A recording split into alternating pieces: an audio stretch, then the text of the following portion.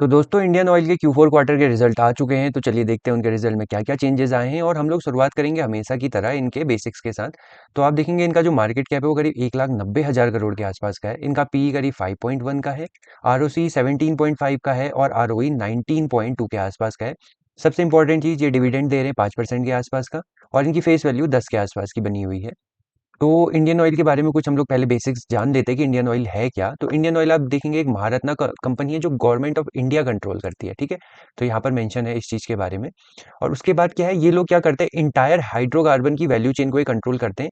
क्या करते हैं, हाइड्रोकार्बन मतलब जो हमारा क्रूड ऑयल होता है उसको रिफाइन करते हैं, उसका ट्रांसपोर्टेशन करते हैं, उसका मार्केटिंग करते हैं, उसमें R&D करते हैं, एक्सप्लोरेशन करते हैं। इसके अलावा नेचुरल गैस और पेट्रोकेमिकल का ये लोग भी क्या कर रहे हैं, काम भी कर रहे हैं। तो ये क्या है, इंडियन ऑयल के कुछ बेसिक्स हैं। तो चलिए आगे बढ़ते हैं और देखते हैं इनके क्वार्टरली रिजल्ट को और वहां पर देखेंगे कि हमारे इनके क्वार्टरली रिजल्ट में क्या क्या चेंजेस आए हुए हैं। तो हम लोग कंपेयर करेंगे इस मार्च क्वार्टर का लास्ट मार्च क्वार्टर के साथ। तो हम लोग इनका स्टैंड अलोन रिजल्ट देख रहे हैं, क्योंकि हम लोग अगर कंसोलिडेट रिजल्ट देखें तो इंडियन ऑयल अपने आप में तो कंपनी है ही, लेकिन इसकी क्या है, सब्सिडरीज भी अपने आप में बहुत बड़ी बड़ी कंपनीज हैं। तो अभी हम लोग इंडियन ऑयल का स्टैंड अलोन बिजनेस एनालिसिस कर रहे हैं। तो कंपेयर करते हैं लास्ट मार्च क्वार्टर को इस मार्च क्वार्टर के साथ। तो आप देखेंगे कि लास्ट मार्च में इनकी 1,94,000 करोड़ की सेल्स हुई थी, जो इस बार बढ़ के हो गई 2,07,000 करोड़ की। सेम टाइम पे एक्सपेंसेस जहाँ 1,81,000 करोड़ के थे, वही अभी हो गए 1,87,000 करोड़ के आसपास के। तो ऑपरेटिंग प्रॉफिट जो लास्ट टाइम करीब 13,500 करोड़ के आसपास का था, वही ऑपरेटिंग प्रॉफिट इस बार करीब 20,700 करोड़ के आसपास का हो गया। यहाँ पर ये देखने को मिल रहा है। ऑपरेटिंग प्रॉफिट मार्जिन लास्ट मार्च क्वार्टर में था करीब 7% का, तो ऑपरेटिंग प्रॉफिट मार्जिन का इस बार बेहतर निकल के आ रहा है, जो करीब 10% के आसपास हमको यहाँ पर दिखाई दे रहा है। इसके अलावा लास्ट मार्च क्वार्टर में इनकी इनकम करीब 1,174 करोड़ की थी, जो अदर इनकम इस बार बढ़ के हो गई 1,630 करोड़ के आसपास की। इंटरेस्ट भी इन पे लगा हुआ है, जो करीब लास्ट मार्च क्वार्टर में 2,046 करोड़ का था, वही इस बार 1,849 करोड़ के आसपास का पहुंच गया है। सेम टाइम पे डेप्रीशिएशन जहाँ 3,900 करोड़ के आसपास का था लास्ट मार्च क्वार्टर में, वही इस बार डेप्रीशिएशन इनका 5,174 करोड़ के आसपास का पहुंच गया है। तो इससे हुआ क्या है, जो profit before tax last year करीब 8,787 करोड़ के आसपास का था, वही प्रॉफिट बिफोर टैक्स इस बार बढ़ के कितना हो गया, 15,322 करोड़ के आसपास का पहुंच गया।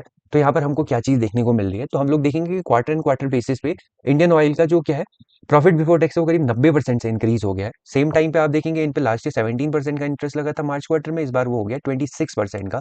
तो नेट प्रॉफिट इनका 7,200 करोड़ से बढ़ के इस बार 11,300 करोड़ के आसपास का पहुंच गया है। तो हम लोग बोल सकते हैं कि नेट प्रॉफिट में क्वार्टर एंड क्वार्टर बेसिस पे 4,000 करोड़ का इंक्रीज आया हुआ है। तो एक बार हम लोग क्या करते हैं, इंडियन ऑयल की वेबसाइट में जाते हैं और इनके थोड़ा बिजनेस को डिटेल में समझने की कोशिश करते हैं। तो आप देखेंगे इनके अबाउट सेक्शन में, यहाँ पर आप देखेंगे इनके बिजनेस है, जिसमें इन्होंने ओवरव्यू दिया हुआ है। अगर ओवरव्यू में हम लोग जाके देखते हैं तो बिजनेस दिया हुआ है। बिजनेस में जब आप देखेंगे तो इनकी क्या रिफाइनिंग है, रिफाइनिंग में आप देखेंगे बोंगई गांव में रिफाइनरी है, बाराऊनी में रिफाइनरी है, पारादीप रिफाइनरी, हल्दिया रिफाइनरी, मथुरा, गुजरात, पानीपत, इस जगह जगह पर इनकी रिफाइनरीज हैं। इसके अलावा इनकी जो पाइपलाइंस हैं आप देखेंगे, कॉमन कैरियर पाइपलाइंस है, क्रूड ऑयल पाइपलाइंस है, पेट्रोलियम प्रोडक्ट की पाइपलाइन है, गैस पाइपलाइन है, पाइपलाइन सेफ्टी और पाइपलाइन क्रॉसिंग परमिशन पोर्टल्स हैं। तो ये चीजें हैं जहाँ से इनका बिजनेस आ रहा है। इसके अलावा नेचुरल गैस में ये लोग सिटी गैस डिस्ट्रीब्यूशन में है, ईएनपी में है, एक्सप्लोसिव में है, क्रायोजेनिक्स में है और क्वालिटी कंट्रोल और सपोर्ट सर्विस में है। तो ये इंडियन ऑयल के कुछ मेन बिजनेस है। तो हम लोग क्या करते हैं, फिर से इनके रिजल्ट पर आते हैं और अब देखते हैं हम लोग इनके ईयरली रिजल्ट को। तो आप लोगों को नजर आएगा लास्ट ईयर इनकी जो सेल थी करीब 7,55,950, मतलब 7,55,000 करोड़ के आसपास थी, वो इस बार 7,84,000 करोड़ के आसपास पहुंच गई है। तो सेम टाइम पे एक्सपेंसेस 7,22,000 करोड़ से घट के 7,15,000 करोड़ के आसपास के रह गए। और ऑपरेटिंग प्रॉफिट मार्जिन 33,000 करोड़ के आसपास था, जो इस बार 68,000 करोड़ के आसपास का पहुंच गया। तो आप देखेंगे कि इस कंपनी के जो ऑपरेटिंग प्रॉफिट है उसमें बहुत ज्यादा फ्लक्चुएशंस देखने को मिलता है। कभी ये 22,000 करोड़ है, किसी साल ये 70,000 करोड़ के आसपास पहुंच जा रहा है और इस बार ये फिर से 68,000 करोड़ के आसपास पहुंच गया है। तो कंपनी का क्या है, एक्सपेंसेस कंटिन्यूसली इंक्रीज होते हैं, क्योंकि इनका काम ही ऐसा है। जिस हिसाब से पेट्रोलियम प्रोडक्ट और क्रूड ऑयल के प्राइस में फ्लक्चुएशंस आएंगे, उस हिसाब से क्या होगा, इनका मार्जिन डिक्रीज होगा। क्योंकि अगर पेट्रोलियम के प्राइस इंक्रीज हो रहे हैं तो ये उस पूरे पेट्रोलियम के प्राइस में जो भी इंक्रीज हो रहा है उसको क्या होगा, सीधे जनता को ट्रांसफर नहीं कर पाते हैं। और सेम तरीके से पेट्रोल के प्राइस डिक्रीज हुए तो ये उस प्राइस को जनता को ट्रांसफर नहीं करते, तो उस साल इनके प्रॉफिट में इंक्रीज दिखता है। तो ये क्या है, इसलिए हमको यहाँ पर बहुत ज्यादा फ्लक्चुएशंस देखने को मिल रहे हैं। तो इस बार जिस हिसाब से क्या हो रहा है, हमारे पेट्रोलियम प्रोडक्ट के प्राइसेस बहुत ज्यादा बढ़ चुके हैं, ये उस सेम प्राइस को जनता को पूरा का पूरा ट्रांसफर नहीं कर पाने वाले हैं।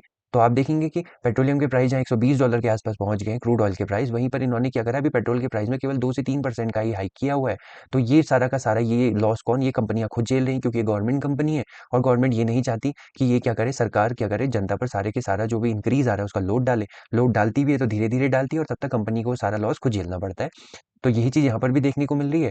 तो ऑपरेटिंग प्रॉफिट मार्जिन 4% का था, जो अभी 9% के आसपास पहुंच गया। लेकिन श्योरली इस बार 2026 में ये क्या होने वाला है, बहुत कम होने वाला है। क्योंकि गवर्नमेंट अगर पेट्रोलियम के प्रोडक्ट के प्राइस बढ़ाती है तो पूरी की पूरी इकोनॉमी में जो भी क्या होगा, प्राइस बढ़ेगा, उसका इम्पैक्ट ऑल ओवर बहुत लंबे टाइम तक हमको देखने को मिलना है और वही वोट बैंक में भी सरकार पे इम्पैक्ट डालता है। तो इसलिए तुरंत तो प्राइस में चेंजेस हमको नहीं दिखने वाले हैं। इसके अलावा अदर इनकम 6,800 करोड़ से बढ़कर घटकर 5,000 करोड़ के आसपास की रह गई है। इंटरेस्ट जो 8,700 करोड़ के थे वो अभी 7,900 करोड़ के आसपास के हैं। डेप्रिसिएशन 15,000 करोड़ से बढ़ के इस बार हो गया 16,900 करोड़, ऑलमोस्ट 17,000 करोड़ के आसपास का। तो प्रॉफिट बिफोर टैक्स जो लास्ट ईयर करीब 15,800 करोड़ के आसपास का था, वही इस बार 48,700 करोड़ के आसपास पहुंच गया है। तो प्रॉफिट बिफोर टैक्स करीब 3 टाइम्स हो गया। तो आपको ये चीज़ समझने वाली बात है कि इतना इंक्रीज आ क्यों रहा है। ये जब भी आप किसी गवर्नमेंट ओन कंपनी को, और वो भी पेट्रोलियम रिलेटेड प्रोडक्ट बनाने वाली कंपनी को आप देखेंगे, तो उसमें आपको ये चीज़ देखनी जरूर है कि ये जो इंक्रीज और डिक्रीज फ्लक्चुएशन इतने ज़्यादा आ रहे हैं, उनके पीछे का कोर लॉजिक क्या है, ये किस तरीके से इतना डिफरेंस आ रहा है, क्योंकि ये नॉर्मल नहीं है। तो ये चीज़ मैं आप पे छोड़ रहा हूँ कि आप इस चीज़ को ढूंढने की कोशिश करें कि जो हमारे प्रॉफिट में इतना ज़्यादा फ्लक्चुएशन आ रहा है वो क्यों आ रहा है। इसके बाद आप देखेंगे लास्ट ईयर 18% का टैक्स था, इस बार वही टैक्स बढ़ के 25% पहुंच गया है। तो नेट प्रॉफिट जहां लास्ट ईयर करीब 12,900 करोड़ के आसपास था, वही नेट प्रॉफिट इस बार 36,000 करोड़ के आसपास है। तो आप कह सकते हैं कि नेट प्रॉफिट भी ऑलमोस्ट 3 टाइम्स इंक्रीज हो गया है। तो अब हम लोग क्या करते हैं कि बैलेंस शीट में जाके देखते हैं कि बैलेंस शीट इनकी कैसी है। तो आप देखेंगे कि इनके रिजर्व करीब 1,90,000 करोड़ के आसपास पहुंच गए। सेम टाइम पे बोरिंग्स भी 1,22,000 करोड़ के आसपास की है। लेकिन अच्छी बात यह है कि इनके पास फिर भी, अगर अपनी बोरिंग्स अपने रिजर्व से चुका भी दें, तो फिर भी करीब 70 से 80 हजार करोड़ इनके पास खुद का बचता है। उसके बाद आप देखेंगे कि इनका जो करंट वर्क इन प्रोग्रेस है वो करीब 82,000 करोड़ का है। मतलब ये कुछ ऐसी चीजें बना रहे हैं जिनमें इनका करीब 82,000 करोड़ रुपया लग रहा है। तो सोचने की बात है कि जब वही चीज इंप्लीमेंटेशन स्टेज में आ जाएंगी और जब वो रेवेन्यू जनरेट करने लगेंगी, तो ये जो 82,000 करोड़ की करंट वर्क इन प्रोग्रेस है, इनके रेवेन्यू में कितना इंक्रीज करने वाली है। उसके बाद 70,000 करोड़ की इन्होंने इन्वेस्टमेंट भी करके रखी हुई है। तो ये इनकी बैलेंस शीट का मोटा मोटा हिसाब किताब है। अब हम इनके शेयर होल्डिंग पैटर्न्स पे जाके देखते हैं कि वहाँ क्या चेंजेस आ रहे हैं। तो देखेंगे प्रमोटर्स जो 51% थे, 51.5%, वो अभी भी सेम है। इसके अलावा FIA 7.5 से बढ़ के 9.8 हो गए। DII 11.5 से घट के 9.1 रह गए। सेम टाइम पे गवर्नमेंट जो 19.6% होल्ड कर रही थी, वो अभी 19.5% के आसपास है।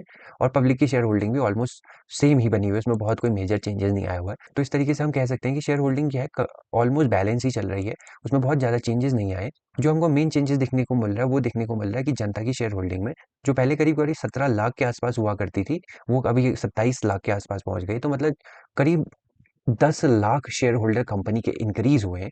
तो ये यहाँ पर हमको देखने को मिल रहा है।